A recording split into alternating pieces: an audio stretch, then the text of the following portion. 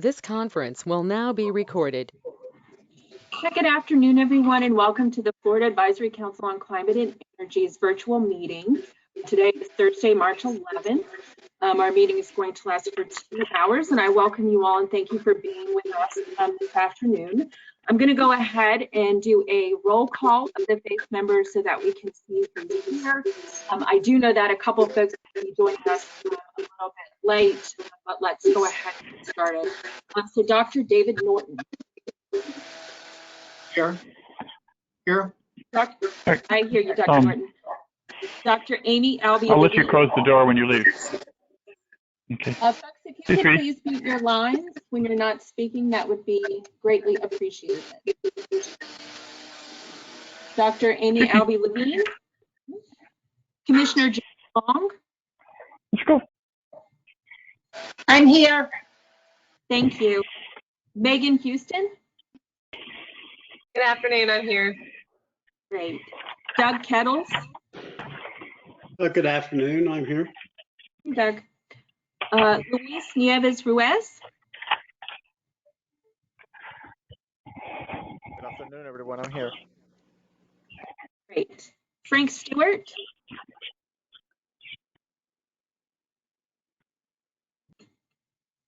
I see Frank. Good afternoon, this is Frank Stewart. Hi, Frank. Steve Chris.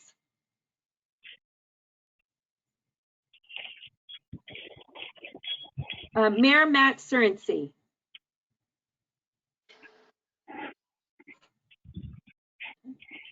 Andrew Sauber. Yes, I'm present. Andrew. I know Emily's going to be like Temperance Morgan.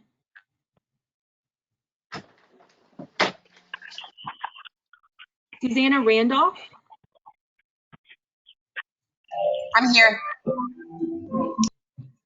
Mark Berbritsky. I'm here. Right. Luz Avelis. Here. Right. Tony Gillen. Good afternoon, I'm here. Keith Rizzardi. Which way? Can I go this way? I think I saw Keith in here. Morgan Higman. Dr. Jennifer Languel. Yes, ma'am. Right. Jeremy Susak. Patricia Pat Steed. Oh, we're not going for. Sean Sullivan. Present. William Blake. Present. Andrick Frazier.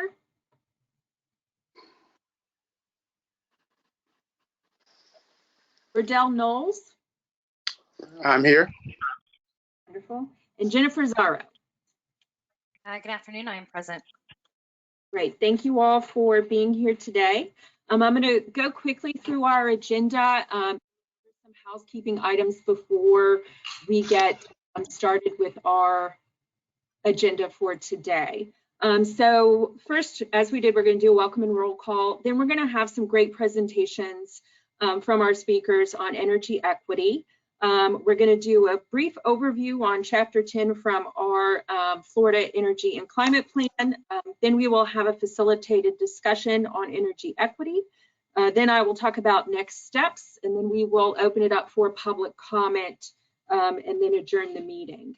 I would ask you to please remember to mute your lines if you are not speaking so that we avoid feedback or overlapping conversations while our presenters are presenting. We'd also ask just for connectivity issues, because we've noticed we've had some in the past, that if you're not speaking, if you could turn your cameras off. Please feel free to turn them back on when you're asking a question or making a comment or presenting. It just helps a little bit with our connectivity. I also would like to remind our members of the public that the facilitated discussion portion of our meeting is just for our FACE members.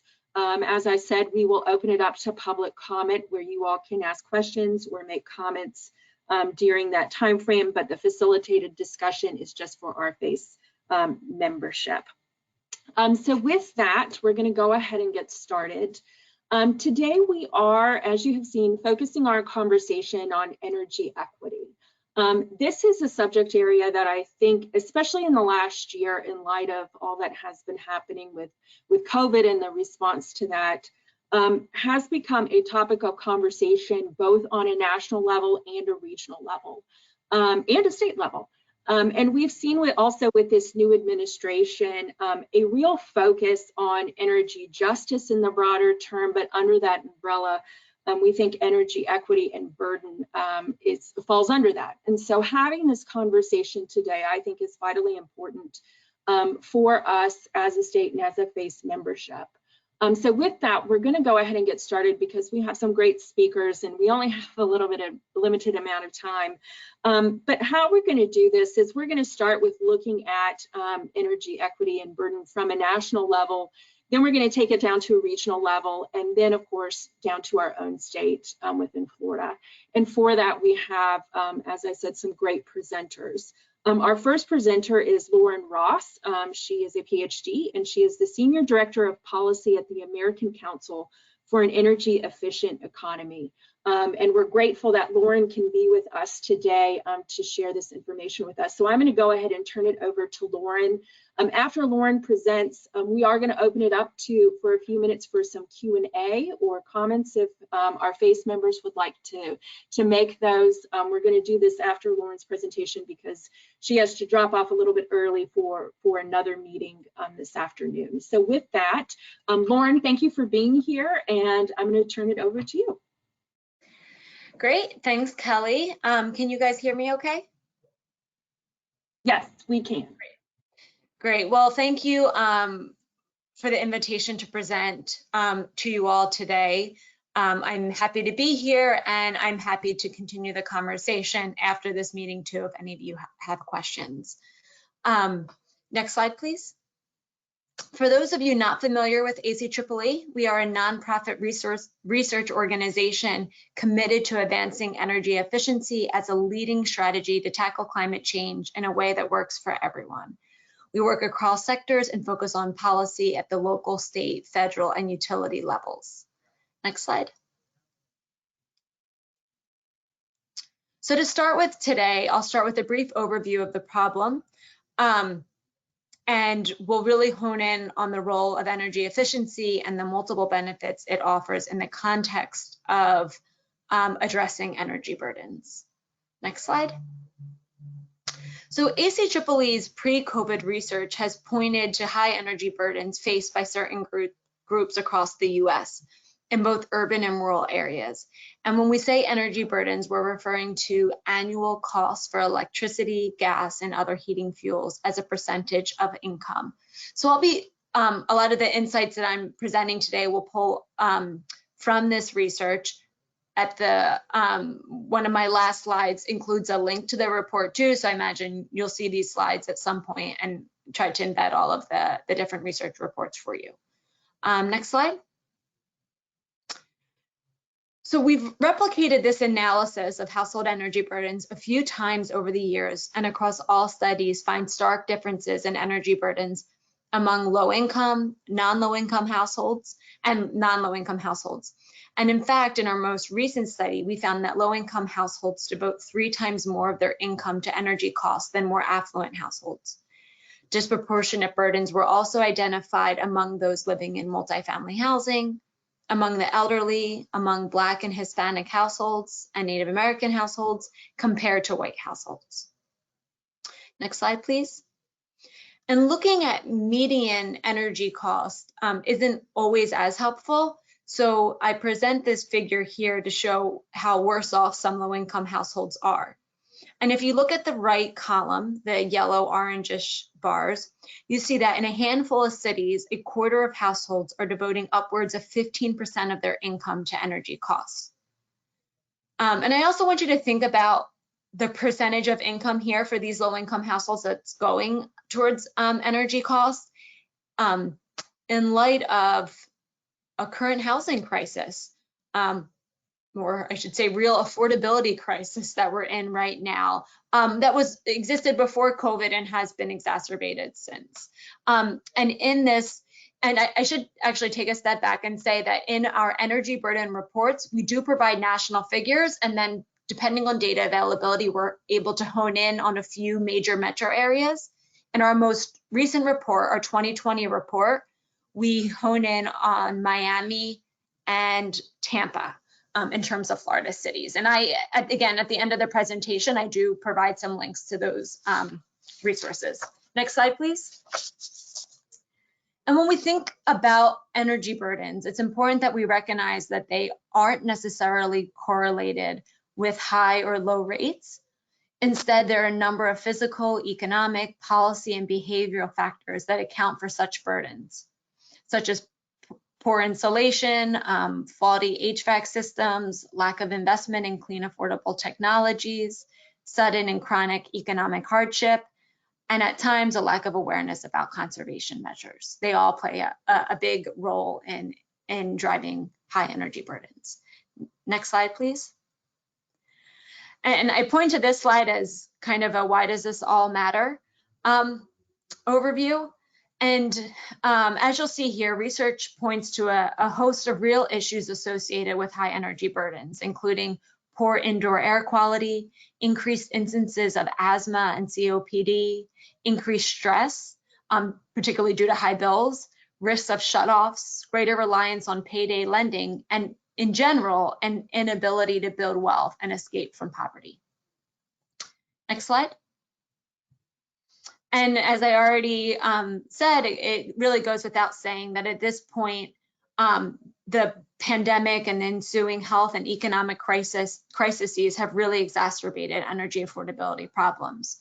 Utility customers owe more than $40 billion in COVID debt, and the need for assistance has also been made clear. New research suggests that moratoria on utility shutoffs and evictions reduce COVID-19 infection rates and potentially related deaths. Next slide, please. So that was kind of just a brief overview, and the full report that I linked to goes in much more detail on all the different statistics we have around energy affordability. But now I want to take some time and talk about the role of energy efficiency. And I want to start here by referencing a recent op-ed by Paula Glover. She's the president of the Alliance to Save Energy, which is a nonprofit organization out of Washington, D.C., and where she referenced energy efficiency as an environmental justice strategy, saying she's convinced it's the best and most equitable way to address climate change. I think it's a very useful frame for understanding the current housing and energy crises and how clean energy equity fits in. Next slide, please. So energy efficiency serves, I want to draw out in this slide, particularly the role of efficiency and as it relates to bill assistance. But we see efficiency as the long-term solution to high burdens and more affordable housing. Energy efficiency, especially comprehensive home retrofits, help customers with utility affordability problems in a very permanent way by directly reducing their future energy costs, thereby reducing the need for ongoing payment assistance year after year. These investments also deliver well-documented health and safety benefits such as asthma mitigation and thermal comfort. And this kind of red circle I have here shows you this. I will say that the donut reflects the national landscape in terms of energy efficiency programs and bill assistance programs to really address issues around energy equity. And what I have here circled in red is particularly the funding that goes to energy efficiency in relation to what goes towards bill assistance. Efficiency is certainly much smaller piece of the pie. And I'd say the largest, as represented here, the largest source of funds for, let's say, low-income energy efficiency is through ratepayer-funded energy efficiency. Next slide, please. And I just want to quickly talk a little bit more about the health and energy nexus, because I think this is really an important piece to understanding energy equity and the implications for efficiency beyond just reducing bills. I present this diagram here that depicts how efficiency can address common health stressors in a home and prevent certain illnesses, leading to improved comfort, safety, and reduced stress. So you can see here weatherization has been found to help filter and circulate air, which could lead to reductions in asthma attacks, COPD, nasal allergies, and the list really goes on, which then could lead to fewer ER trips, fewer days missed of school or work, improved comfort, etc. So I do think it's important to, when thinking of energy equity, to think about how our solutions can also impact resident health. Next slide, please. So now I'll discuss some of the opportunities we see for state level policy around energy equity and obviously particularly efficiency. Next slide. And before honing in on specific strategies, I wanted to reiterate and say that we see efficiency as both an economic and climate strategy with both near and long-term benefits. Energy efficiency creates jobs, reduces greenhouse gas emissions for years to come, provides immediate savings for consumers and businesses, and promotes long-term affordability, supporting both energy and housing justice. Next slide, please. And as I said, the report that I linked to in just a minute does go into much greater detail in terms of strategies. And I didn't want to really use time today to discuss like best practices for delivering programs, in terms of designing programs or delivery programs, but I just touch on some key aspects here in this slide. First, I wanted to call out that energy efficiency can reduce median low-income households' energy burden by 25%. The report that our energy burden report explores how to advance these strategies to improve low-income energy efficiency offerings with a focus on more equitable outcomes. And examples of each strategy include designed to meet needs of communities by identifying highly burdened communities, setting goals, and tracking outcomes. Like I said, there's growing body of evidence that really points to characteristics of overburdened households and how might we do a better job of targeting resources. We also recommend that we ramp up investment by integrating energy, health, and housing funding and resources. I think that quote I talked about, I showed from Paula Glover, I think really gets at the intersectional nature of energy, health, and housing, and addressing one of them without the others is extremely complicated and probably not that efficient. And then lastly, improve program design and delivery by conducting collaborative and effective community engagement.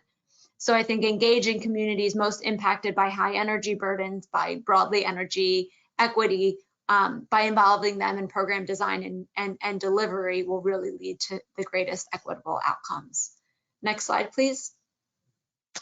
And in terms of Florida specific, I wanted to highlight before I wrapped up some resources that we have. And I have here a first bullet that we just released a white paper on about a month ago, and I realized I didn't link to that. So when I wrap up, I'll link to it in the chat. But we just released a white paper including recommendations for how the PSC might expand utility programs, specifically for low-income, overburdened households. So I'd urge you all to check that out. But the general kind of takeaway from that was that we see opportunity for the Florida PSC to adjust its policies. And if the state's utilities can broaden their program options, again, specifically targeted at small businesses, overburdened households, efficiency can promote economic growth, revive a struggling industry, and deliver cost savings and health benefits to millions of Floridians. And then here I also list two kind of more policy recommendations. The ACEEE has recently put out in the context of our 2020 State Energy Efficiency Scorecard, which is a national state level ranking we do assessing states on energy efficiency policies and programming. So we have a Florida-specific one-pager, and we just released about a month ago our first ever transportation electrification scorecard. And I urge you all to check that out too, to think about some of the intersections between energy equity and cleaner transportation options. And I have here in parentheses, let's not forget about transportation. In this survey and a lot of our research, we focus on more residential energy equity, and transportation is really a huge deal for many households. Next slide, please. And here I link to ACEEE's resources on energy burden. We've done about 3 reports now. They can all be found on this homepage. We also have a short video to go along with it. We also have national and regional one-pagers, fact sheets, in addition to some city-specific fact sheets. And in terms of the cities in Florida that we have included are Miami and Tampa, and they provide some very kind of city-specific recommendations as well. So these are, I'd say, all the resources I provided today are a little bit more on the policy side, but I think include a wealth of information. Next slide. I think that's it. So thank you all again, and I welcome any questions. Well, thank you so much, Lauren, for being with us and for presenting. So with that, I will open it up to our FACE membership. If any of you have any questions, I believe, and Joseph, you can correct me if I'm wrong, but how we normally do it is you put in the chat a 1, is that correct? That's right. So you have a question and then we can go from there. So let me start. I see Frank turned on his camera. So Frank, do you have a question? And then we'll go to Megan Houston. Yeah, thank you very much. From a national perspective, are there any initiatives that are being planned at the national level that we need to be aware of in terms of mid and long-term planning here at the state level? And what is the expectation for support for weatherization, for LAHEAP, for increased funding for the R&D at Department of Energy, particularly around energy efficiency? Sure, all great questions. And I think I'll probably talk from a much more optimistic point of view than if you asked me a few months ago. But nothing I say is definitive, but I could tell you too where a lot of the advocates for energy efficiency, for energy equity are kind of landing these days. I'd say we would like to see weatherization and LAHEAP expanded. I don't know how likely that is. To me, I think that those are kind of natural pathways for getting more resources to struggling households the quickest. Those programs are well utilized across the U.S. But our analysis shows that weatherization at the pace that it is now would take about 300 years or something to reach all eligible households. And so we see a lot of opportunity for ramping up weatherization. And so I think in terms of existing programs, that's likelihood. And also, I am hopeful, this is a little bit more abstract, but Biden has had a kind of all of government approach to climate change. And I'd like to think that I mentioned earlier, we're not going to solve energy equity by just dealing with energy. We need to consider housing and health as well. And I am hopeful that we're going to start seeing that level of coordination at the federal level as well. And then one other thing I'd put out there, although I don't know specifics yet, and if you are interested in more of a federal policy lens, feel free to reach out to me and I can connect you with our federal policy folks. But we are working on several proposals beyond weatherization that seek to expand energy efficiency for low and moderate income households. So there's a chance we could see new programs that really try to provide, really try to scale up residential retrofits, likely with greater incentives for low and moderate income households, as well as if there's another round of stimulus, we like to see cities and states get funding for clean energy. And in anticipation of that, we are gathering what we consider to be some of the strongest state models for deploying funds for energy efficiency. And so we're hopeful, maybe in the summer, late summer, fall timeline. And if that is the case, ACEEE hopes to be a resource to provide guidance at the state level. Does that mean you'll be a resource for us ongoing? Yeah, of course. Thank you. Megan, you had a question. Sure. Thank you so much for presenting to us today. I want to just kind of see if I'm synthesizing your work correctly. Does it, in terms of dealing with low and moderate income energy equity, have you ever seen any successful method of dealing with these issues without strong utility investments in energy efficiency? That is, having utilities take a strong role in this. Is that essential to dealing with energy inequity? Or have there been other examples where the state and local governments can take on weatherization and energy retrofits on their own?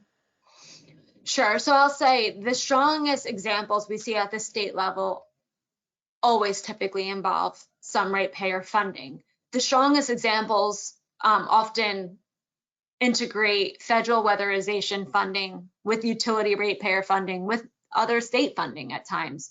And that's where we see kind of the strongest effort across states. An example of, I'd say in terms of reaching low-income households where they're typically free programs for households, we don't see that scale of a program typically offered by a city or state alone.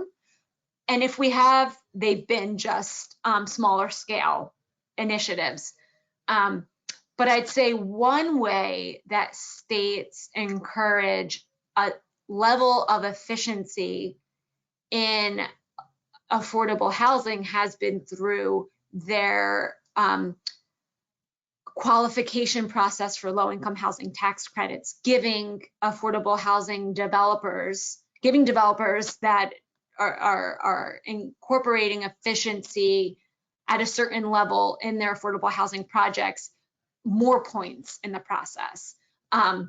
That to me is probably the strongest example.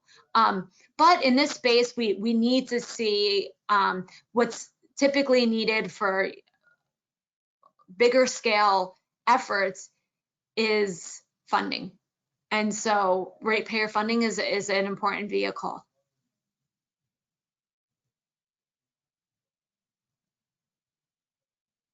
All right, I would ask if there are any other FACE members who have a question of Lauren before we have to let her go. If there are no other questions, could I ask a second question? Yeah, go ahead, Frank. There's always been, for quite a while, there's been at least the temptation of combining energy service companies' efforts with funding either from utilities or from the public sector. But I don't know if any of those have ever been successfully implemented, where essentially the energy service companies get the opportunity to take a percentage of the savings with no upfront investment on the part of the utility or on the part of the municipality, and produce energy efficiency.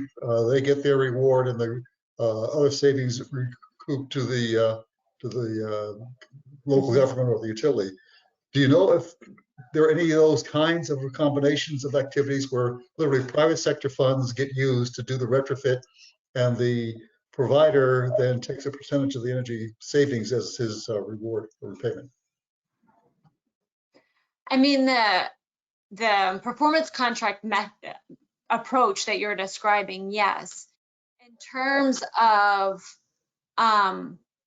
municipal efforts, we do see it. The pay for performance, like ESCO model, has been utilized by local and state governments.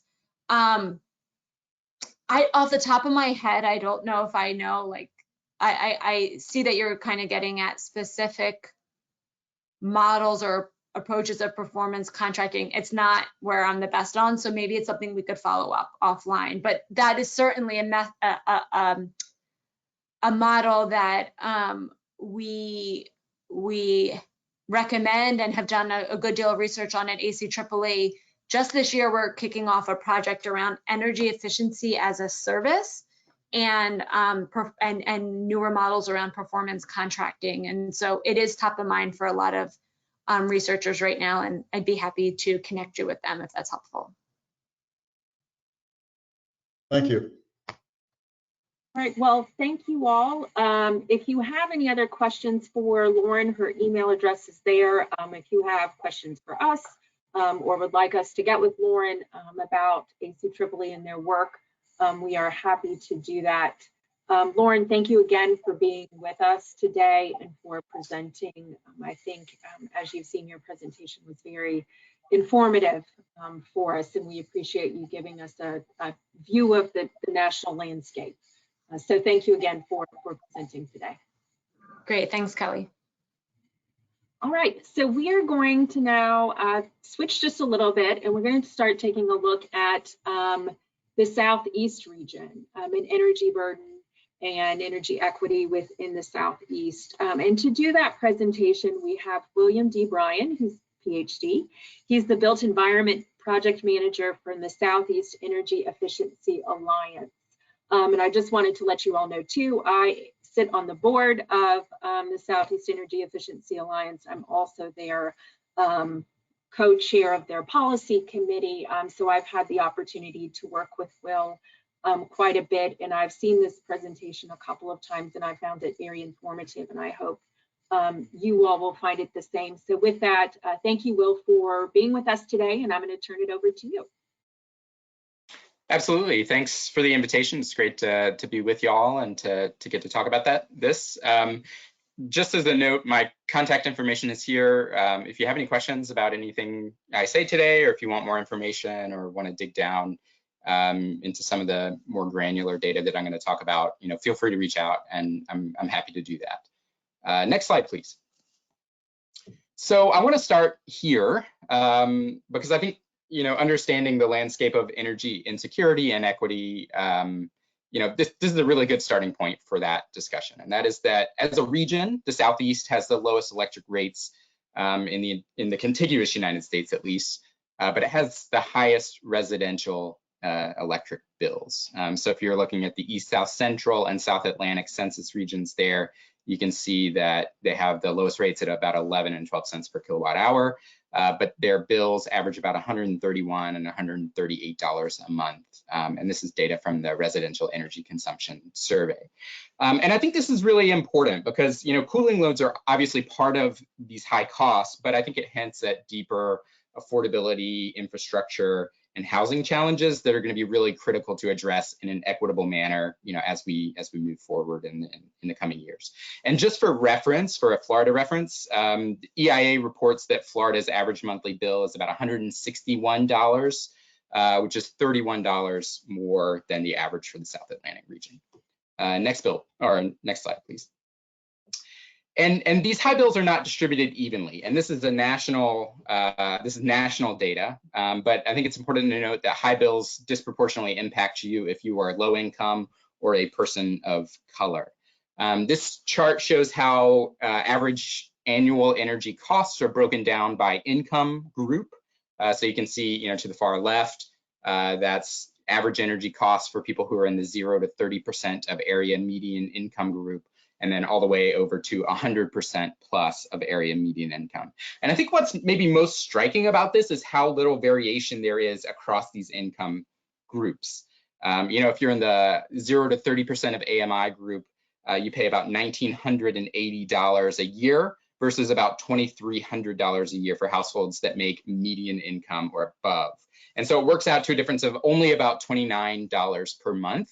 And at a minimum, the income difference between those brackets is about $35,000 a year. So we're talking, that we're seeing disproportionate affordability challenges for people in these lower income brackets. And I think, it's important to note along with this that low income households, research shows that low income households consume less energy overall than other households, but they have higher energy use intensities. So, per square foot, they're consuming more energy, even though overall they're not consuming as much as higher income households. So that begins to, I think, shed light on some of the, the physical infrastructure challenges that we see.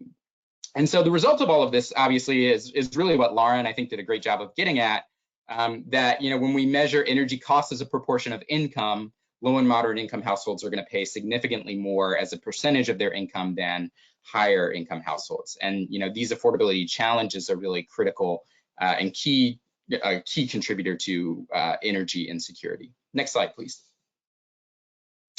And energy insecurity is really prevalent in the South.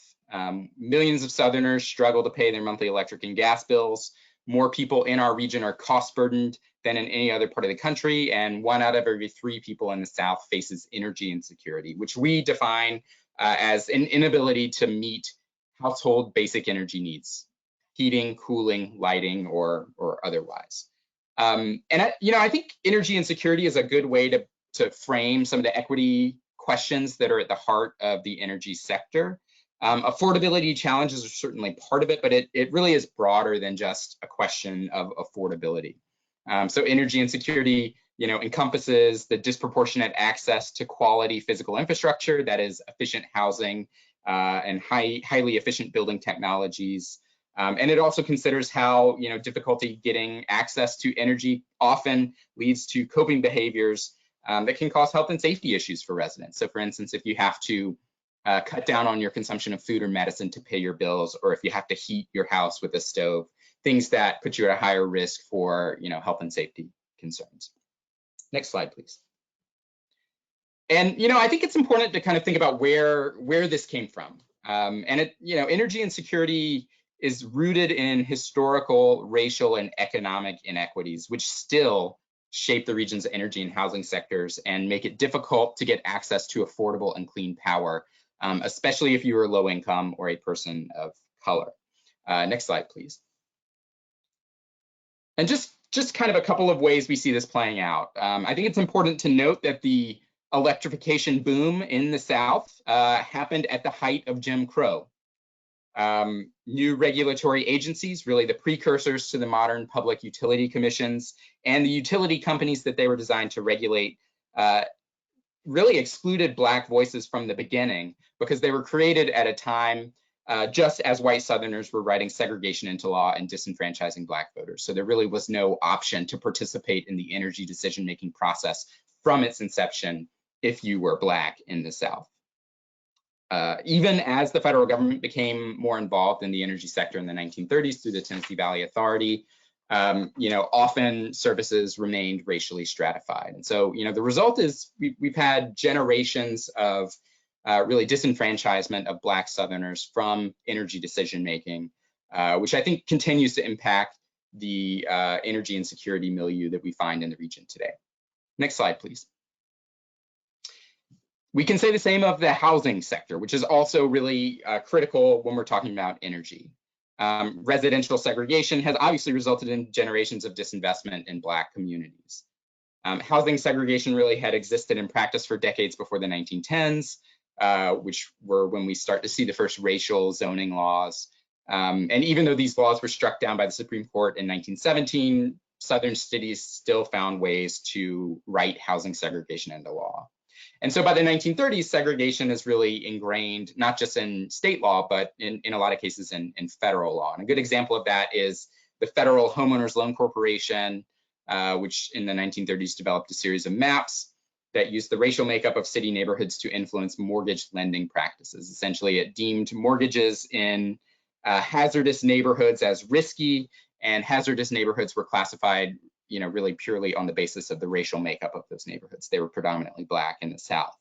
And these maps were, I think, key to, the practices of redlining and segregating urban neighborhoods, and the legacies continue today.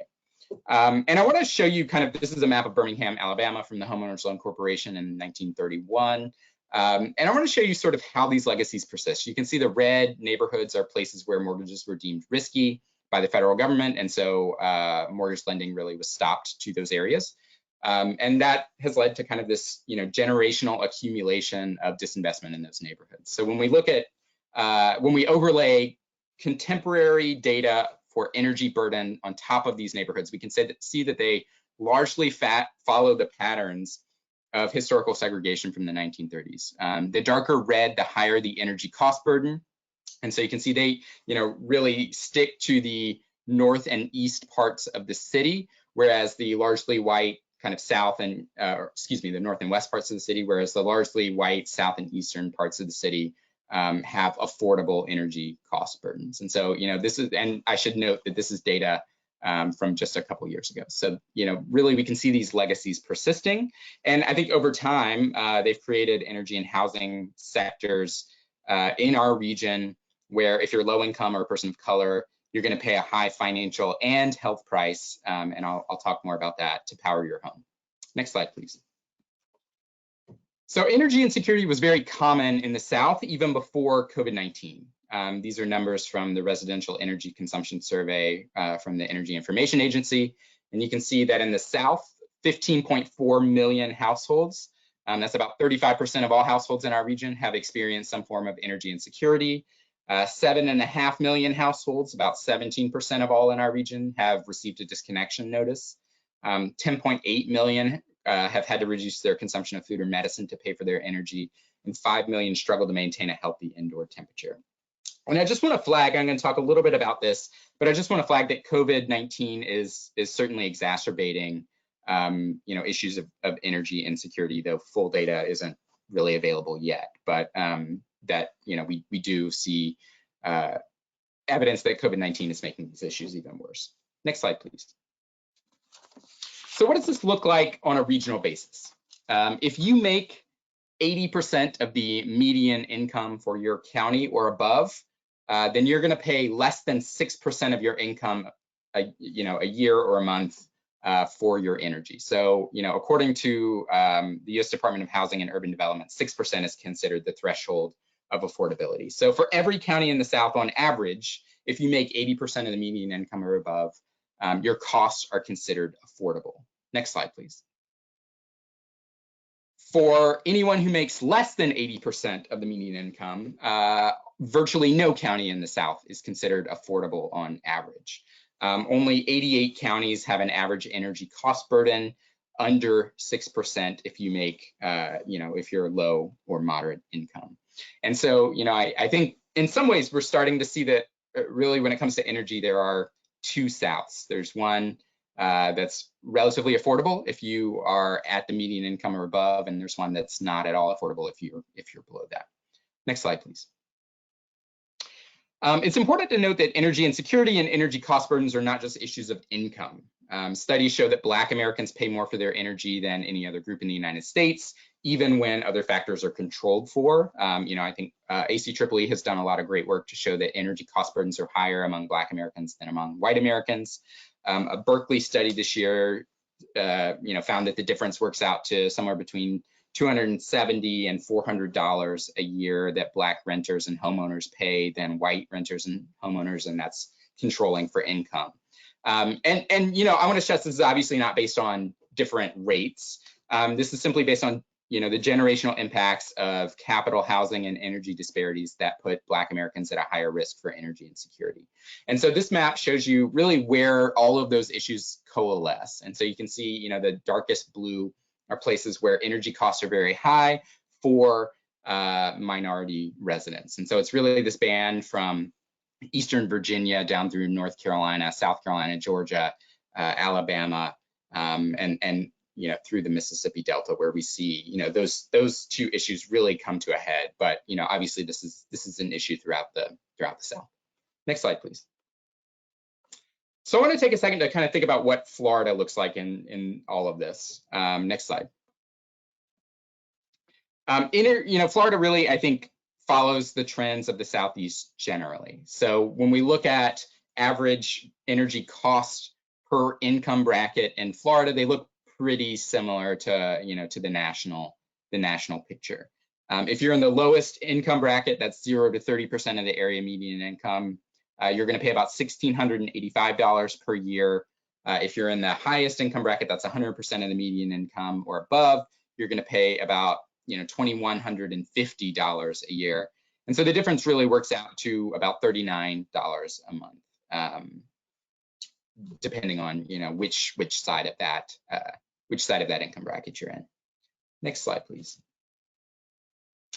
And I think it's important to note that energy cost burdens are high in Florida. Florida maybe doesn't stand out quite as much on the regional maps as some of the other states, but energy cost burdens are indeed high in Florida. Parts of the state pay more than 12% on average, which is twice the rate that's considered affordable by HUD. And so, just a couple kind of ways to look at that. Across the entire state, if you are not low income, then your average energy cost burden is about 2%. If you are low income, then that's about 7%. And nationally, that's a little bit under the national rate. Here you can see kind of what that looks like graphically, and you can see, really I've called out the highest and lowest counties here. So, the highest county in terms of energy cost burdens is Calhoun, although some recent data I was looking at maybe suggests that that's shifted to Franklin. But you can kind of get a sense of what that looks like, right? So if you live in Calhoun County, your average annual energy costs are going to be about $2,000 a year. Your income at a maximum is going to be, at least for a single person, $17,425 a year. So you're paying around 12% of your income just for energy costs. In Sarasota County, which has the lowest energy cost burdens for low-income households, you can see it's about $1,100 a year for energy costs. The most income that you would make is about $22,000 a year, so that works out to somewhere around 5% of your income annually. Next slide, please. And this is what it looks like kind of in a little more granular way. I think we can see that energy cost burdens are not just kind of, limited to these counties, but they're really kind of spread out through the state. You can see parts of the state, the deepest red parts of the state pay in excess of 18%, while other, significant tracts of the state pay between 13 and 18%. And, keep in mind, 6% is considered the affordability threshold for the state. And I want to stress, we're not just talking about rural areas with only a few residents. Significant numbers of people are facing high energy cost burdens in the state, and really millions of people are at risk or currently experiencing some form of energy insecurity in Florida. So next slide, please.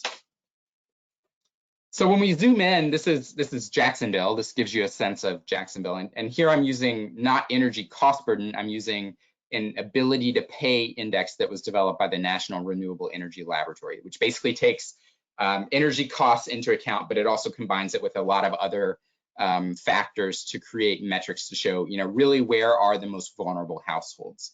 And so you can see, if you're in that kind of top bracket, as we approach, it's an index, so as we approach 1,000, you're increasingly vulnerable. So you can see, pretty significant tracts within Jacksonville. And this is, certainly not just limited to Jacksonville. This is certainly something that we see in other cities in Florida and throughout the Southeast. We have dense populations where a lot of households are currently experiencing or are at risk for energy insecurity and affordability challenges. So urban areas definitely are not immune from this, even though I think some of the maps tend to suggest that. Next slide, please. And some of this is based on age of housing, or at least correlated to age of housing. I think it's important to note, despite, Florida's pretty good record of new construction, there's still a lot of housing units in Florida that are old. So the map on the right shows you the percentage of housing units in each county that were built before and after 1980. And so you can see in, some of the counties in Southeast Florida, we're hovering around 50% built before 1980, or even a little bit more. And I think that's significant because 1980 is when we have the first national energy codes, which provide really the first minimum standards for efficiency of housing. And so, houses built before that, it's kind of a free-for-all to a degree, whereas houses built after that, there are at least some minimum standards for efficiency on the books. And when you look at kind of what this looks like for low and moderate income households, 50% of low and moderate income households in the state live in a housing unit that was built before 1980. And then another 34% live in a housing unit that was built before 2000. So we're talking, aging housing that, really, I think contributes, it's not a one-to-one issue, but it really contributes to a lot of the energy and security challenges that we're seeing in Florida and in the Southeast. Next slide, please. And I'll note that COVID-19 has made this more acute. This is a graph of people calling Florida's 211 hotline for utility assistance, which is largely assistance with their electric bills. You can see really the pandemic begins there in January of 2020, kind of 2/3 of the way over to the right. And there's a sharp increase in the number of calls for assistance during the pandemic. In fact, over the course of the pandemic, there are about 140,000 assistance calls to the state's 211 hotline, which is 67% more than in 2019. If you look at kind of a couple of years of data, though, you can see that that really matches what we're seeing in 2018, really in the peak of a heat wave. So, the pandemic really is approaching kind of crisis status in terms of, people who are requiring utility assistance and calling in. And I want to note, this is only a fraction of the people who really need assistance with their utility bills. Some data from utility companies that reported this in June of 2020 show that about over 500,000 customers were in arrears as of June of 2020. That's about 1.2 million people. So, the 211 hotline is an indicator of the need, but it certainly is not an indicator of the full breadth of the need that we're seeing as a result of COVID-19. And I think to a degree, some of that story is only going to come out after the fact. Next slide, please. And as Lauren, said, weatherization and bill assistance are critical sources of support in the short term, but the need far exceeds the funding.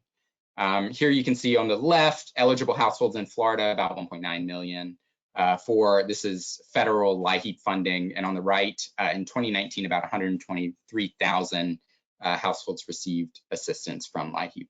And I'll note that in Florida, over half of all eligible households or households that are income eligible for LIHEAP, this is more than 900,000 households, have a resident over the age of 60. So this is, this is an issue of race, certainly, but it's also an issue that affects people who are aging and on a fixed income.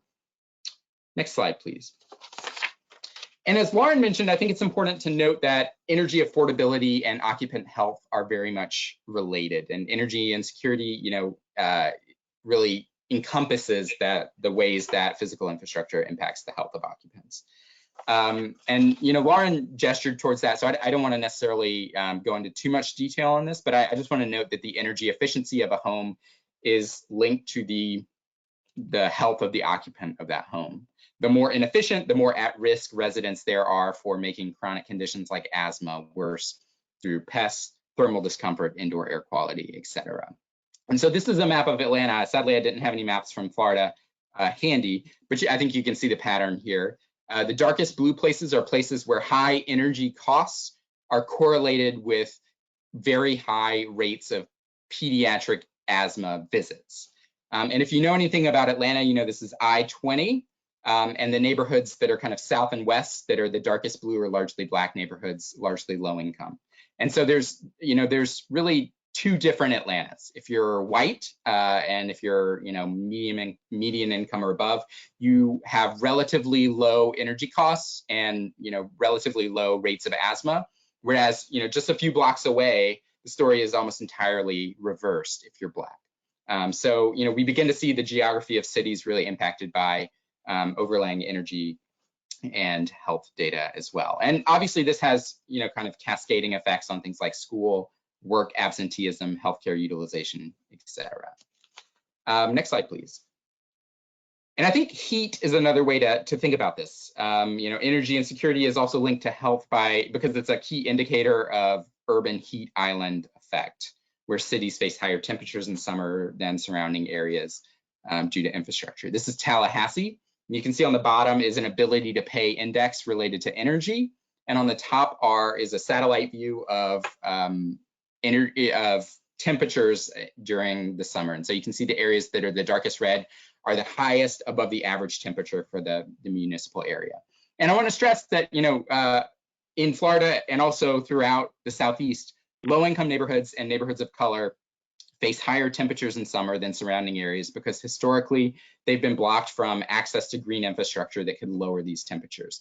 To a degree, to a sense, even as much as 10 degrees. So, neighborhoods a few blocks away might be 10 degrees warmer because of access to parks and green spaces and green infrastructure than neighborhoods just a few blocks away. And I think you can see, in Tallahassee, areas that have the kind of highest urban heat island effect in that, south and west part of the city are also the areas that are most challenged when it comes to ability to pay energy costs. And that, I don't think that's just a coincidence.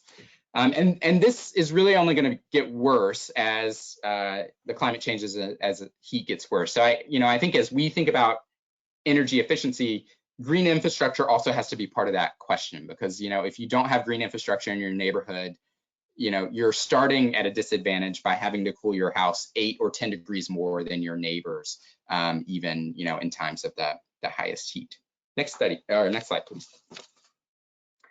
And as Lauren said, energy efficiency can help very significantly. And I'm not going to touch on this too much because she did a great job of this. But in Florida, a recent study estimates that energy efficiency pathway scenarios can lower bills about 22.3% on average for all Floridians. That's on a month. And so if you live on that razor edge of can I pay my bill this month or not, a 22% reduction in that can make all the difference in the world. And so I think it's important to note that energy efficiency pathways provide significant bill savings and equity benefits in that way. Next slide, please. And here at the end, I just want to kind of sum up and say, energy and security is a key part of energy equity, but it is not energy equity in totality. Energy insecurity is nested within sort of broader energy equity frameworks. And I just want to kind of gesture towards this a bit here. Really in our work, we see 3 aspects of energy equity that are critical if we're going to design equitable policies, moving forward in the energy sector. So one is that the benefits and burdens of the energy sector, must be evenly distributed. This is what we call access. This is essentially energy insecurity. We need to level energy insecurity and make sure that everyone has access, to energy and ensure that energy insecurity is minimized. But there are 2 other components that I think are equally important. One is inclusion, that communities that are impacted by the energy decision-making process have to be meaningfully included in that decision-making process. Historically, this has not been the case. And moving forward, if we do want to build an equitable energy sector, meaningful inclusion in the decision-making process at the utility, at the state, and at, obviously at the federal and local levels, that's vital. And it's vital to get the voices of those who historically have been disadvantaged and excluded from that process. And then finally, I think we have to grapple with the sort of unjust legacies of the past, and sort of understand and develop solutions to the ways that these legacies have, eroded access to capital for some groups as opposed to others, or, made it more difficult to get access to quality housing for some groups as opposed to others. So there's this kind of long-term intergenerational piece that I think is also critical to address. Next slide, please. And this just kind of shows a little bit of what is involved in each of those. So, when we're talking about energy and security, obviously we're talking about housing, we're talking about affordability, we're talking about access to energy efficiency programs for income qualified households. We're talking about, neighborhood services. When we're talking about inclusion, we're talking about engagement of communities. We're talking about engagement in the rate making process, in the IRP process, and in the policy making process on the state level. And then when we're talking about intergenerational components of equity, we're talking about kind of the long-term workforce and providing clean energy jobs for communities that historically have been excluded from those jobs. We're talking about leveling the health impacts that the energy sector has had, kind of that have accumulated across generations, and leveling the capital impacts on those communities as well. And we're talking about, mitigating the effects of climate, which historically have and potentially can continue to fall most heavily on low-income communities and communities of color throughout the Southeast. And so, I think kind of at the end here, I just want to stress that, energy equity, I think, is a vital need for our region. But I think, it's not something that we're going to achieve just by working within the energy sector. It's something that's going to require a big tent. We're going to have to break down silos, and we're going to have to drive new innovative solutions that, bring in healthcare, that bring in insurers, that bring in green infrastructure gurus and affordable housing practitioners, as well as the building community and the energy sector. So, as we're thinking about energy equity, I think kind of thinking about it in these 3 boxes and how we can begin to break down those silos and build a big tent for energy equity is really vital as we move forward. Thanks. Thank you so much, Will. I know that was a lot of information, but a lot of good information, and we appreciate you being here today.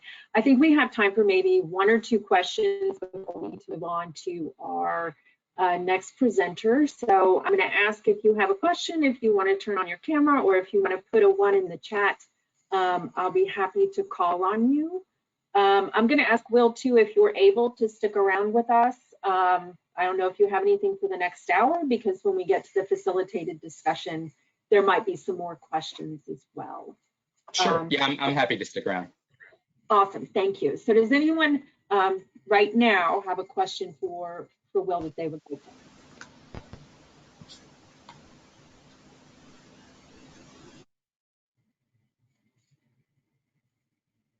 I'm surprised there are no questions. Could I ask a question? Yes, go ahead, Frank.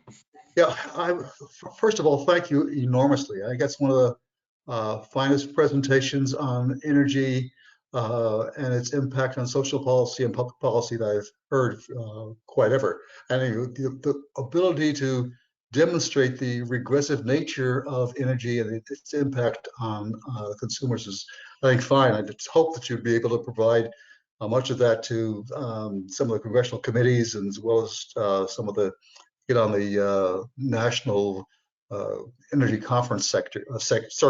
That was outstanding. What concerns me is the access issue, because you've made it clear that national and state policy on transportation, national and state policy on housing development, national and state policy on finance, all have impacted to where we see these issues today, not only on housing costs, but housing home ownership, and even family intergenerational wealth accumulation is clearly tied to these policies. Is there some way that we can viably and reasonably and responsibly increase the degree of access to public policies at both the national and state level? I mean, you guys have done a fabulous job in terms of the regional level, but I think a lot of the key issues are at state level and less so at federal level. Is there some way we can improve that issue of access? Yeah, I think it's definitely a challenge, in some ways due to the, kind of interconnected nature of the problem, right? That, we're dealing with problems that don't just sit within the energy sector necessarily. Having said that, I think there certainly are ways to begin addressing this. I think a lot of the solutions that Lauren talked about are vital. I think, a lot of this historically has been kind of an issue of funding. And so I think, as we, the models exist for beginning to, level some of these issues, but I think, where we've suffered is the lack of funding for those models. And, just as an example, tariff on bill financing, I think, is a really innovative way to provide energy efficiency retrofits for households that really have no access to capital for those things. And so, this can be homeowners, this can be renters. It doesn't really matter. It doesn't require a credit check. It's a really kind of innovative way that utilities and frankly, even others can begin to address the kind of physical infrastructure questions that are at the heart of some of the affordability challenges, at least, that we're seeing, and I should note health challenges as well. But at the moment, we're just we're stymied a bit because they're just not happening at scale. We've had some municipal co-ops in our region who have done amazing work rolling these out, at scale for their members, especially in North Carolina and in Arkansas. And so, I think we've seen a lot of innovation at the utility level on that front. But at least in terms of, number of households that are being reached, we're just not really reaching saturation point yet, where it's going to, really have that much of an impact. So, I think part of that is funding. Part of that is, there's some, I think a lot of those decisions are public utility commission decisions and utility decisions. And so, I think it's critical to engage at that level to roll something like that out. Beyond sort of that level, I think, part of the problem is that we're all speaking different languages. So for instance, the healthcare industry values a lot of the same things that we do in the energy industry, but we don't speak the same language. And so historically, we really haven't worked together. Yeah. So I think part of the process, even before we start engaging at that state level, is you just have to have those conversations so that you are speaking the same language and seeing that your interests are shared. So I was having a conversation with someone yesterday, and they mentioned that if you are an insurer, it is much cheaper to pay someone's utility bill if they're at risk for shutoff. And if they have someone in the house who's on an asthma nebulizer, than it is to pay for an emergency room visit. Right. So, I think there are kind of policy levers that really have not been explored because they are kind of outside of the traditional avenues of the energy sector. But I think we need to really begin trying to speak the same language. And I'll say that's part of what we're trying to do here, is just start that conversation more robustly than it has been in the past. And that, I know that's a little bit of an unsatisfying answer, because I don't have like specific state, kind of recommendations other than expanding, the programs that have proved successful in the past. But I think, to really tackle this at scale, it requires a much bigger tent than we've really been able to engage up to this point. Yeah. But with newer technology, we're in a position to really open up the opportunity for input in ways we haven't been able to in the past. So I think that's an area where I think there's some opportunity and some thinking through. Exactly. Yeah, no, I think you're exactly right. I'm optimistic about this, but yeah, and I think that's a key piece of it. Could I ask one other question? I'm sorry. Well, actually, Frank, if you can hold your question until we get to the discussion portion, because I really need to switch to make sure we have enough time for our next. Thank you. Thank you. But thank you, Frank, and thank you, Will. And so now I'm going to turn it over to one of our own FACE members to give us a little more of a lens and a look into Florida and energy equity within Florida. So with that, I'm going to turn it over to Burdell Knowles, who is the chair of the Public Policy Committee for the Florida chapter of the American Association of Blacks in Energy, and he also works with JEA. So Burdell, please go ahead. Good afternoon, Kelly, and members of the FACE panel. I'm a privilege considered to be part of this discussion. I have to say I was impressed by the two speakers and the large amount of metrics they presented documenting the extent of the problem. Next slide, please. I want to, first of all, talk about ABE. We're not well known as the other two organizations presenters were from, but ABE was founded in the latter part of the 1970s in the aftermath of what was, I think we called at the time, an energy crisis. African Americans observed that the policy response to the energy crisis was absolutely devoid of any input from African Americans and members of disadvantaged communities. As a consequence of that, the NAACP and the less than handful of African American energy industry executives that existed at the time convened and decided to form AIB in order to ensure input of the impact and issues and concerns and aspirations of the African American community. Today, AIB has 38 chapters in all regions of the U.S. And we have a chapter in Florida. It was chartered in December of 2020, and we have about 70 members. Florida is a statewide chapter. Next slide. Next. Okay.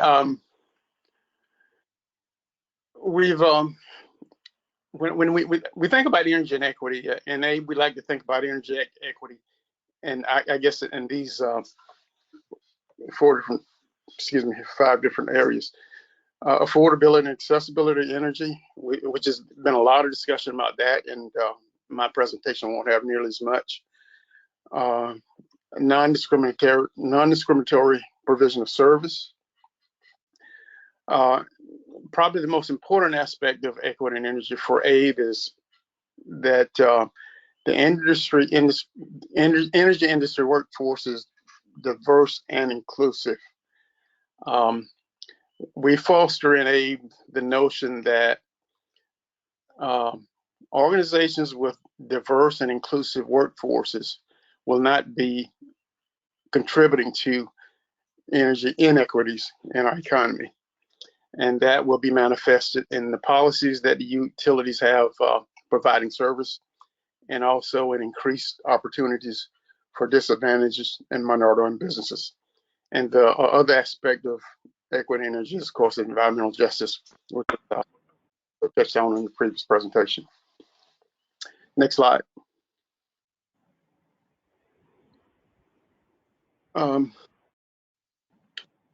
Regarding energy accessibility, I wanted to, there were a couple of Florida statutes I just thought I'd kind of highlight or feature.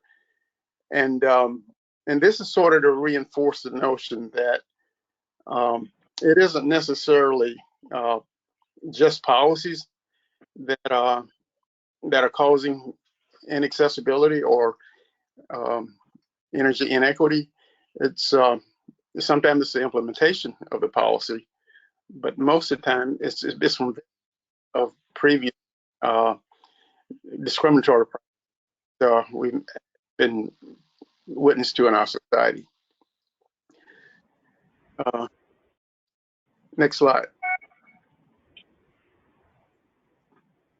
The point of those 2 Florida statutes, and there are several others that I could have also highlighted to point to this, but supported to us understand the Florida electric market is still regulated. It's not a market energy yet. And the regulation of that is vested exclusively with the Florida Public Service Commission. SC, by rule, has established that electricity rates for Florida are based on the cost of providing service. And essentially, that should result in non-discriminatory pricing.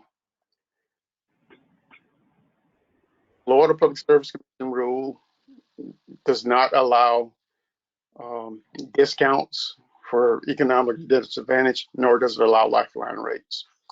It does, however, offer or allow what are called inverted block rates, and several Florida utilities do employ those. An inverted block rate is a rate wherein a threshold amount of consumption is billed at a lower kilowatt hour rate than the successive block or blocks. And the threshold level might be anywhere from 300 to 600 kilowatt hours in a month. Next slide, please.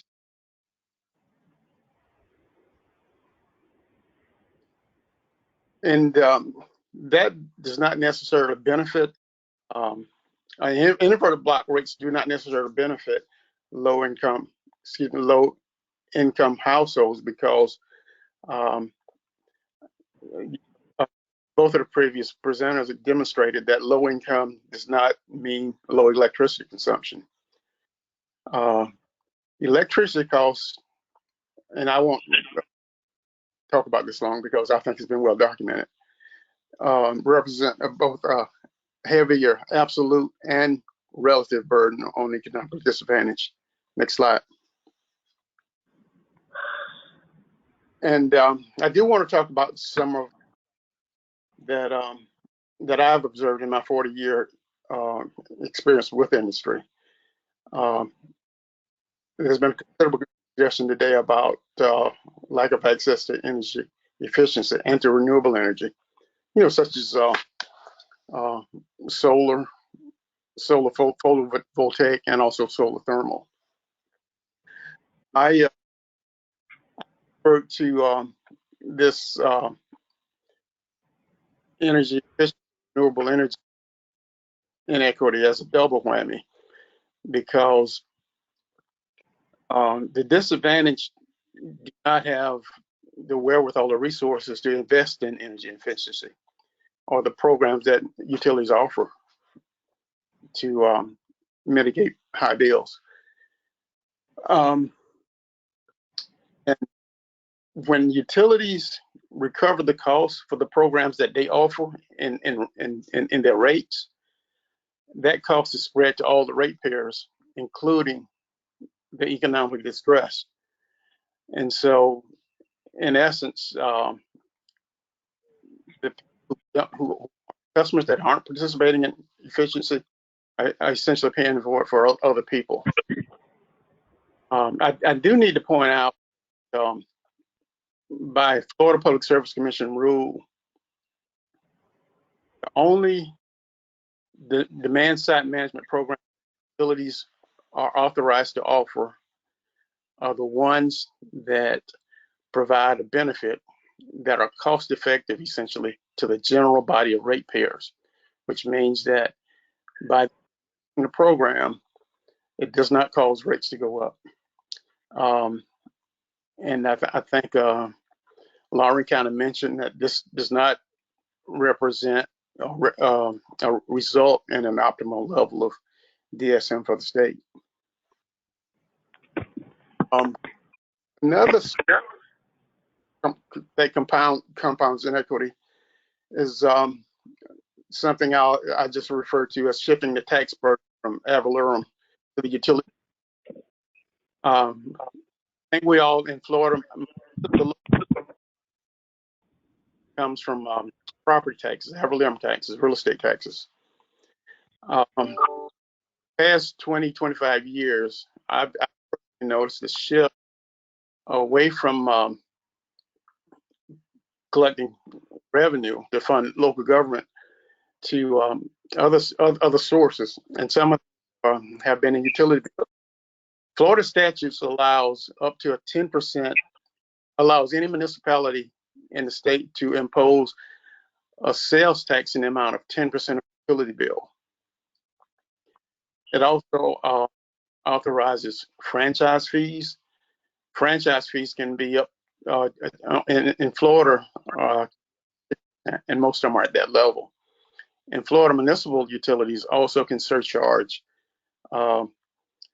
customers that they serve that aren't within the corporate limits of their city. And the previous out, and I think reiterated the point that when taxes like this, ad valorem, we probably all recognize as a progressive form of taxation, and therein is more equitable. But when it's shifted to a utility bill, it has a regressive impact, and this really compounds inequity. Another source of inequity by compounding utility bills comes from in situations when costs, including imposed only on the energy sector. And I just point this out because previously there have been climate policy proposals that only impose the burden of decarbonizing on the utility sector. And then a recent inequity that's just now coming in effect in Florida is this idea of underground electric infrastructure. Underground electric infrastructure is a lot more reliable and resilient during times of adverse weather. The legislature and the Public Service Commission recently authorized policies where the cost of storm hardening can now be put in base rates. And the reason I'm highlighting this as an inequity is because most of where the storm hardening is going to be occurring is not going to be in disadvantaged communities, but yet it's going to be in everybody's utility bill. Next slide, please.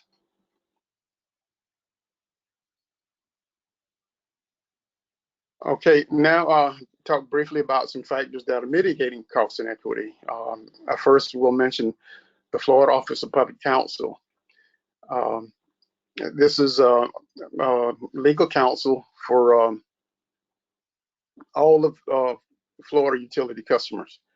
The Public Counsel intervenes on behalf of consumers and all matters before the Public Service Commission, and also all matters before the Federal Energy Regulatory Commission impacting Florida customers.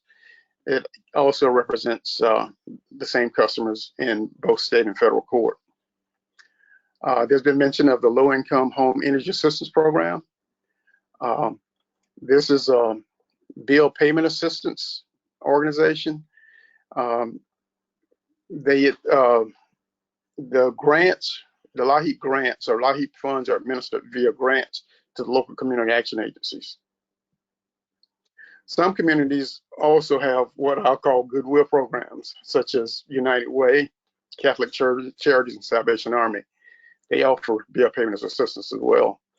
In JEA, we have a program called Neighbor to Neighbor, and employees and anybody who contributed United Way or contribute directly to the JEA bill to fund this program for building assistance for other customers.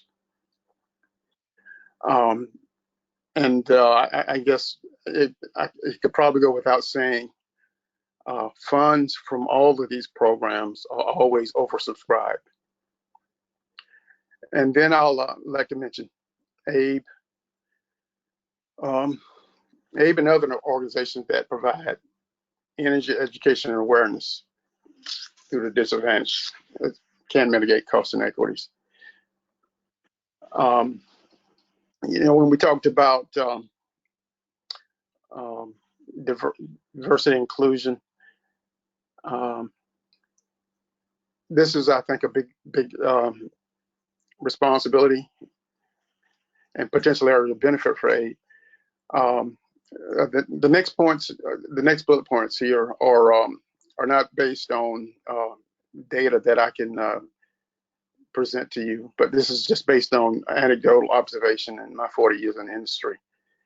And that is that the Florida electric utilities are still characterized by underrepresentation and still insufficient procurement opportunities for minority and disadvantaged business concerns. Next slide, please. I do want to feature one of the bright initiatives really that we're proud of at Florida AID, and it's the Youth Energy Academy. Next slide, please. And this program actually started with the seed money for this actually came from the U.S. Department of Energy, and today it's mainly financed by our companies. But the footprint is a mobile footprint, and it's designed to introduce middle and high school students to all of the potential careers in the utility industry. A lot of my colleagues refer to employment in our utilities as the best kept secret, because We all kind of appreciate the fact that these are reasonably well-paying jobs and are relatively secure, and they're accessible. The goal of the Energy Academy is to create the next generation of industry professionals, and this includes, again, throughout the whole workforce of industry, and to create a delivery system to assure that the workforce is capable. We develop partnerships with organizations who are doing similar work in the space. And these organizations include local school boards, the National Urban League, organizations that are in the communities. One of the benefits of this for our companies is we identify potential candidates for employment and future colleagues. And we do this with internships, and we also increase interest in the STEM disciplines and areas of study, and this is a benefit for both our society and our target population. We monitor and monitor progress. Next slide, please. This year and last year, because of the pandemic, we were able to continue with the Youth Energy Academies, but they were, of course, done virtually. Next slide, please. And I also want to mention a big component of mentoring and bringing others along is the fact that we award scholarships. We awarded just last year nearly over $10,000 in scholarships to 8 different recipients. And AIB collaborates with government agencies, other not-for-profits, and of course all the utility companies that are represented by membership. A significant collaborator has been the Florida's Women in Energy Leadership Forum, and this last slide I'm showing here gives me an opportunity to showcase Kathy Jenkins. She's the current chair of Florida AIB, and also Lila Jaber, former chair of the Florida Public Service Commission, a big AIB Florida supporter, and also now the leader of the Women's and Energy Leadership Forum. That concludes my presentation. I'd be happy to answer any questions. Thank you, Burdell. Does anyone from our FACE membership have any questions for Burdell?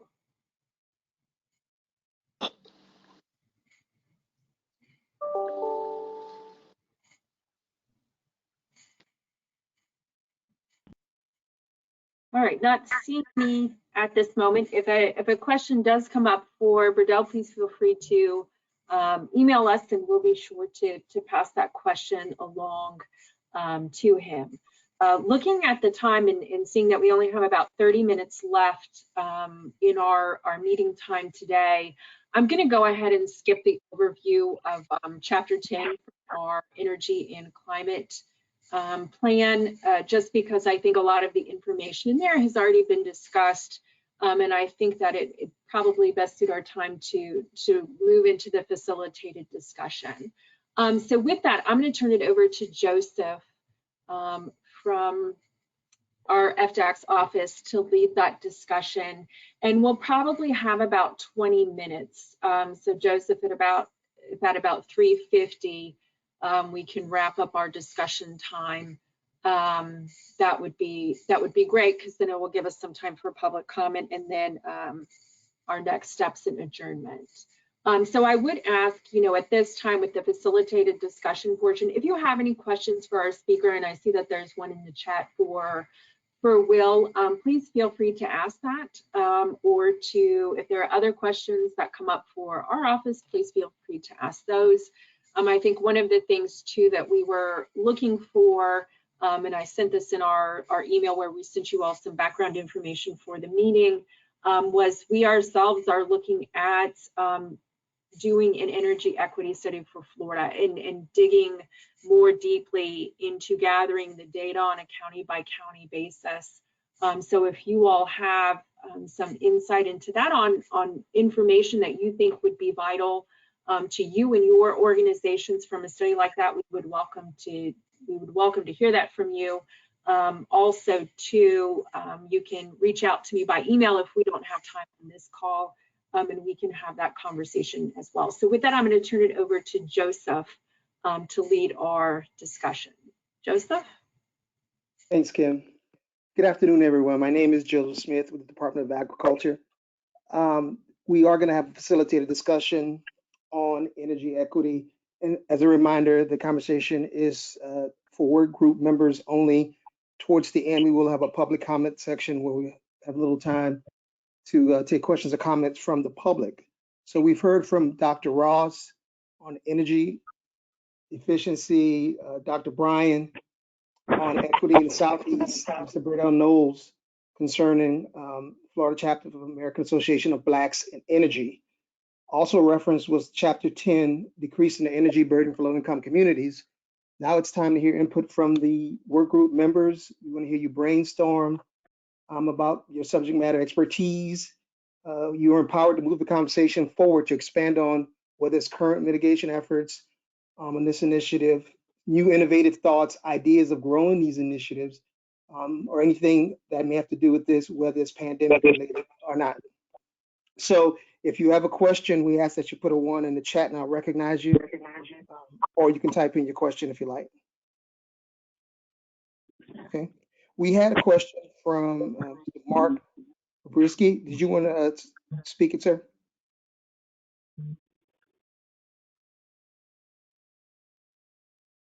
Thanks. I just was asking if Will, the previous presenter, could clarify what he was referring to with regards to Florida's average bill.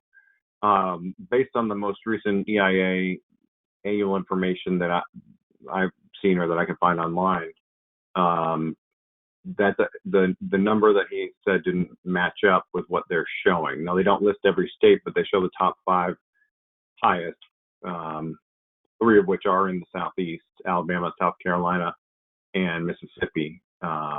But Florida is not in the top 5. And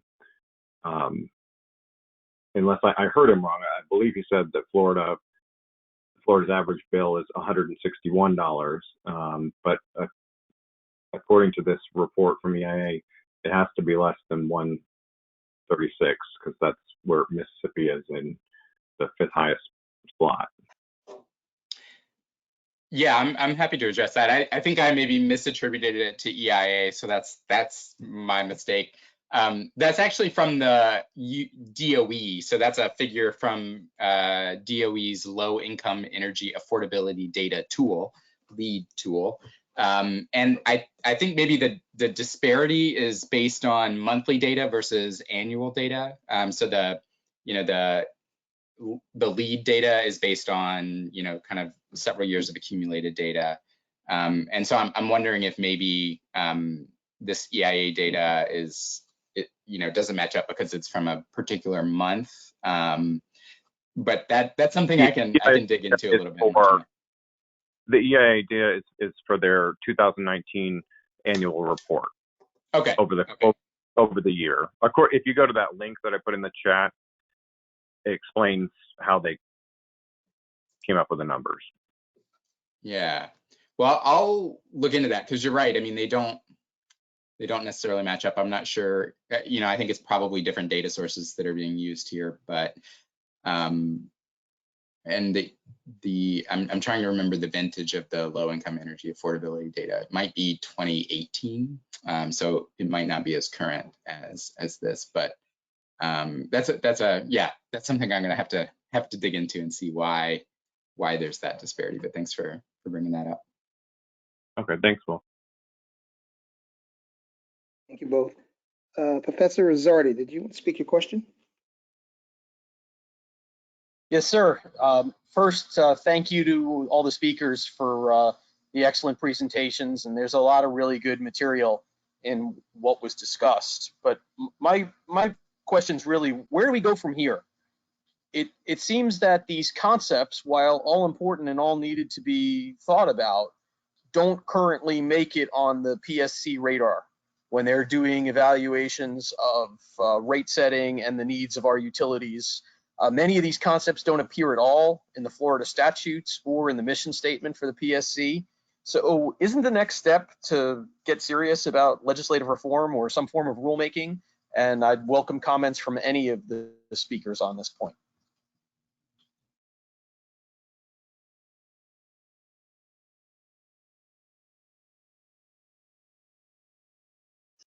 Well, I'm happy to say yes, I think so. I mean, I think like these, there definitely needs to be a these issues need to be worked into policies, not just at the state level, I think, but also at the the utility level, at the city level. Cities can have a significant impact on these. So I guess my answer is yes. I think it's a tall order, but I think the next step is beginning to think through strategies for working these principles into policy. And I agree with that. But I'll offer this, is that the Florida Public Service Commission doesn't have a lot of authority unless it's authorized by Florida statute. So if there's any advocacy that needs to be done, it needs to be done at the Florida State Legislature.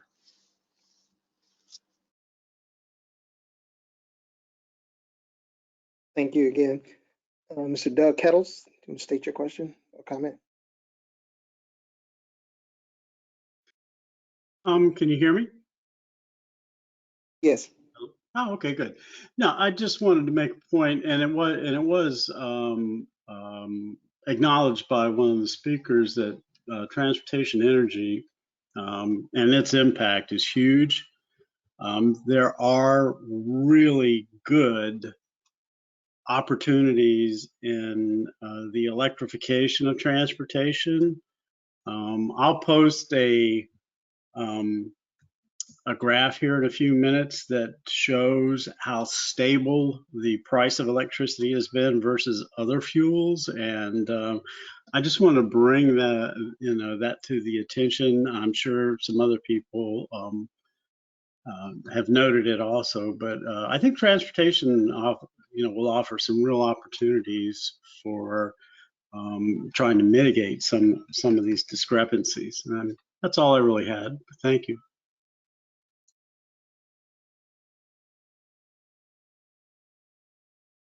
Thank you, sir. Anyone had thoughts, anything to add to that comment?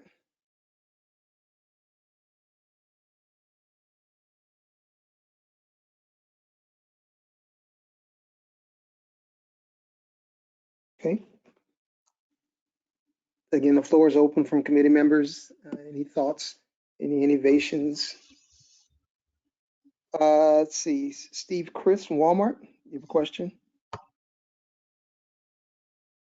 Yeah, thank you. So we talked a little bit of, excuse me, about, for the PSC to implement, actions around these concepts, and, it needing really to require legislative change. Instead of necessarily going that path first, would there be value in working with one of the larger munis, thinking Orlando or Jacksonville, on piloting actions based on those concepts and sort of figuring out exactly, what outcomes you'd look to do, and then what changes or modifications to the rate setting process would need to happen?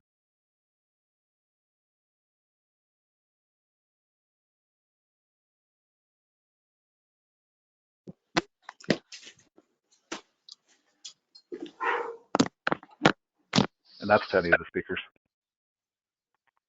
Okay, I'll attempt. It certainly could start at a municipal level. Our governance is a lot more at the local level. The municipal utilities aren't regulated to the same extent that the investor-owned utilities in the state are. But I'll offer this. And I've had 20-year careers at 2 different municipal utilities in Florida. I understand that just because of their political nature, that the municipal utilities are already a lot more sensitive to these issues than are the investor-owned utilities. But you know, some of the things I pointed out in my presentation are inequities that even municipal utilities still manifest. So there's work to be done, but yeah, to be honest, other than encouraging people to show up at local public meetings when these things have been discussed, to make their sentiments and aspirations known, and ABE can certainly serve as a resource, to help in that regard.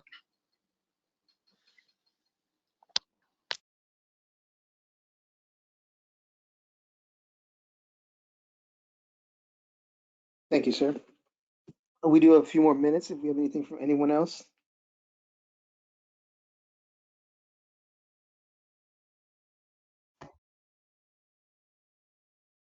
As Kelly said, if there are any other questions or comments towards the conversation, you're welcome to email energy@ag, and they'll try to get back to you best they can to answer those questions. One last time, anyone else wanted to contribute? Or? Yeah, could I ask a question? I mean, this Yes, is just being provocative, though. Sure. It seems clear that one area where this issue needs to be engaged is with the Public Utility Commission. And one of the questions that precedes that, of course, is how does it get to the Utility Commission, and how do they get some information about the importance of the issue, the interrelatedness of the issue, the centrality of the issue, et cetera, et cetera, et cetera. And I was wondering whether or not this FACE committee could take some action, take on some role in bringing this question to the key energy policymakers at the state level, whether that is within our charter, whether it's viable, and if so, how might it possibly be done?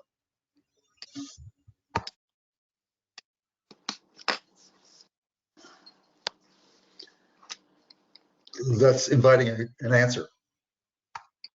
I just sound duplicative, but Frank,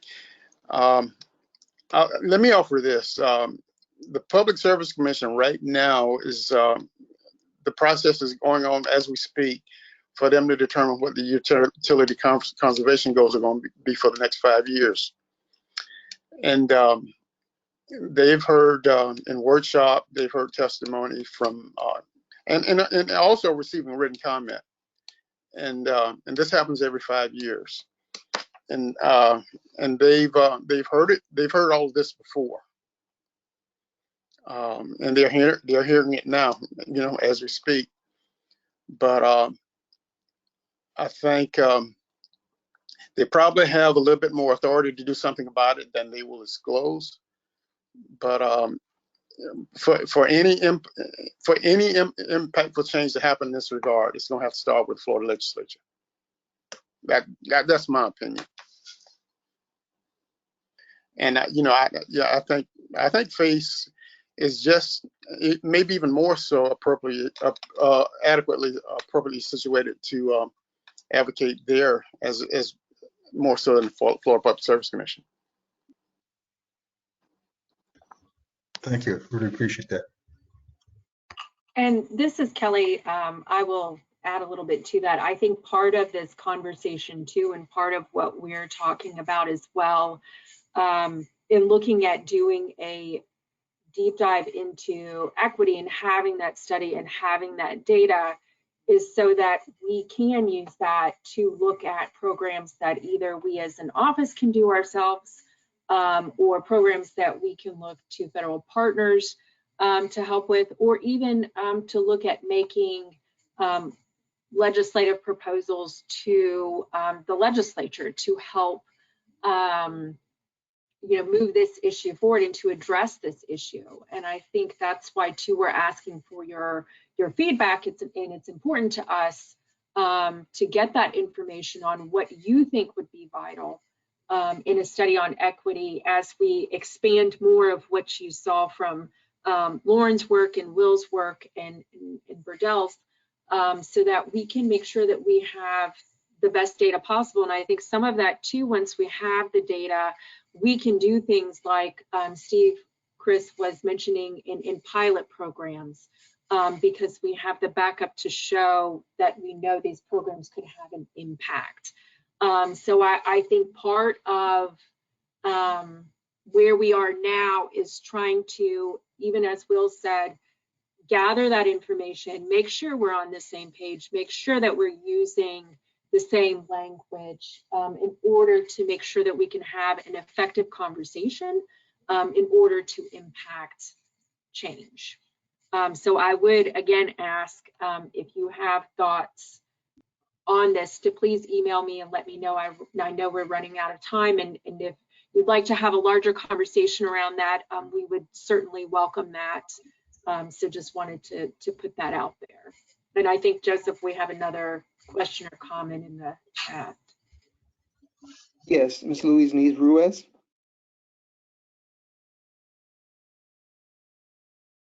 Yeah, hello everyone. One thought that kind of came up while we're having this conversation is that the Department of Agriculture may want to start partnering more with the county resiliency offices.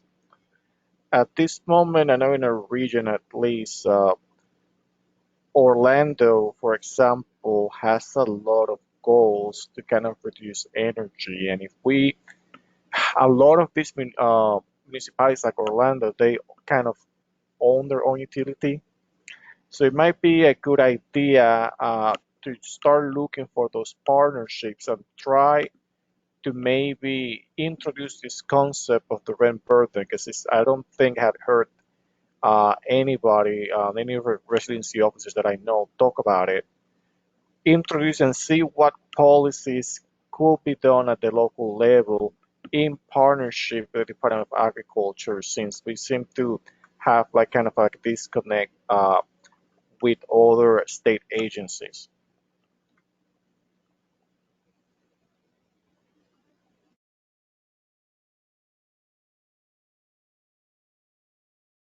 Thank you, sir.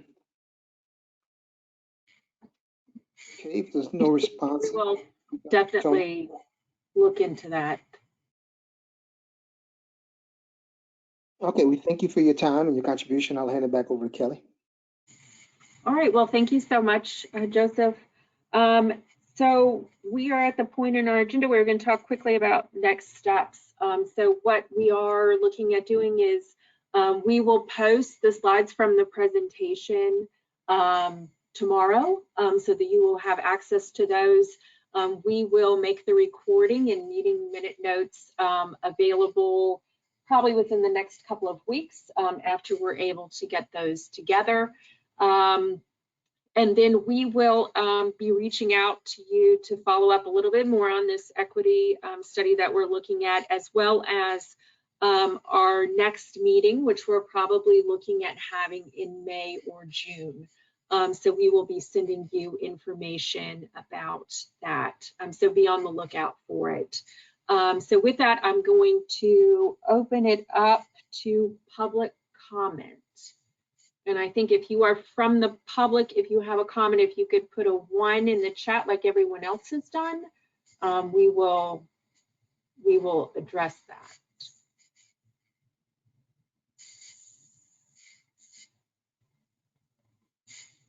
Any questions or comments from the public? And if you're on a phone, you may speak if you have one.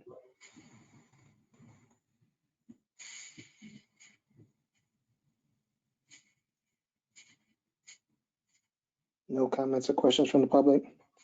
Okay. Well, again, I'd like to thank you all for being here today. We really appreciate your participation. I know it was a lot of information that was given to you, which is why we're going to make the presentation from today available as quickly as possible so that you'll have some more time to look over it and to think about it, and then hopefully provide us with some feedback as we've been asking. I'd also like to thank our speakers, Dr. Lauren Ross, Dr. William Bryan, and Burdell Knowles for their time today, for their thoughtful presentations and thoughts. I really appreciate them being here and sharing with us. And again, I thank you all for participating today. And I hope you have a wonderful afternoon. Thank you.